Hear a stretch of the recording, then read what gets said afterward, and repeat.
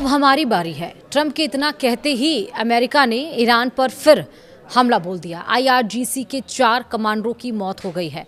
नमस्कार, आप देख रहे हैं न्यूज़ 18। मैं हूं आपके साथ श्रुति श्रीवास्तव। अमेरिका ने एक बार फिर ईरान के खिलाफ हवाई हमले शुरू कर दिए हैं। अमेरिकी अधिकारी के हवाले से आई रिपोर्ट के मुताबिक राष्ट्रपति डोनाल्ड ट्रंप ने पिछले सप्ताह बमबारी रोककर बातचीत के लिए मौका दिया था, लेकिन जॉर्डन में अमेरिकी सैन्य अड्डे पर हुए मिसाइल हमले के बाद सैन्य अभियान दोबारा शुरू कर दिया गया। एक्सियोस की रिपोर्ट के मुताबिक ईरान की ओर से एक दिन पहले जॉर्डन स्थित अमेरिकी बेस को निशाना बनाकर मिसाइलें दागी गई थी। अमेरिकी सेना का दावा है कि सभी मिसाइलों को बीच रास्ते में ही इंटरसेप्ट कर लिया गया। वहीं ईरान ने कहा है कि बुधवार को हुए हमले में ईरान के 4 सैनिक मारे गए हैं।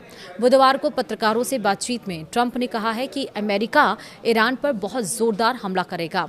उन्होंने कहा कि अब हमारी बारी है। ट्रंप ने यह भी दावा किया है कि ईरान ने मिसाइल हमला करना अपनी गलती माना है और अमेरिका से जवाबी कार्रवाई नहीं करने की अपील की है। हालांकि ईरान की ओर से इस दावे की स्वतंत्र पुष्टि नहीं हुई है।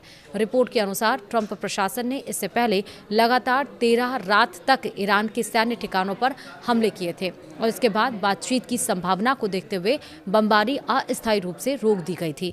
लेकिन जॉर्डन में हुए मिसाइल हमले के बाद 5 दिन के भीतर ही यह सैन्य अभियान फिर शुरू हो गया।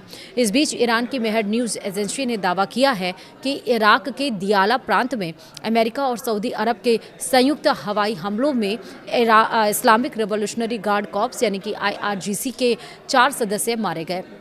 रिपोर्ट में उनकी पहचान अली असगर अस्तानेह, अबोल फजल मोताकी, मोर्तजा अकबरी और अमीर अब्बास दरहम फरोशू के रूप में हो गई है। वहीं एजेंसी के मुताबिक चारों ईरान के काशान शहर के रहने वाले थे। उधर द न्यूयॉर्क टाइम्स ने एक अमेरिकी अधिकारी के हवाले से दावा किया है कि संयुक्त हमलों में करीब 20 ईरानी सलाहकार, जिनमें IRGC के सदस्य और तकनीकी सलाहकार शामिल थे, मारे गए हैं। रिपोर्ट के मुताबिक इन ठिकानों को इसलिए निशाना बनाया गया है क्योंकि वहां ईरान संबंधित समूहों को मिसाइल और ड्रोन संचालन में मदद देने वाले सलाहकार मौजूद थे। वहीं अब तक अपडेट्स क्या हैं वो समझिए।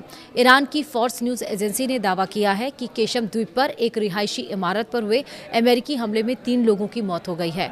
रिपोर्ट में होमोर्ज़गान यूनिवर्सिटी ऑफ मेडिकल साइंसेज के हवाले से कहा गया है कि मृतकों में एक दंपत्ति और उनका 2 साल का बच्चा शामिल है। रिपोर्ट के मुताबिक इस हमले में घायल 7 और 9 साल की उम्र के 2 अन्य बच्चों का अस्पताल में इलाज चल रहा है। इससे पहले बचाव दल ने मलबे से बच्चों को सुरक्षित बाहर निकाला और उसकी जानकारी भी दी थी। फिलहाल अमेरिका का कहना है कि उसने केवल सैन्य निगरानी और रक्षा से जुड़े ठिकानों को निशाना बनाया है। इन दावों की स्वतंत्र पुष्टि नहीं हुई है।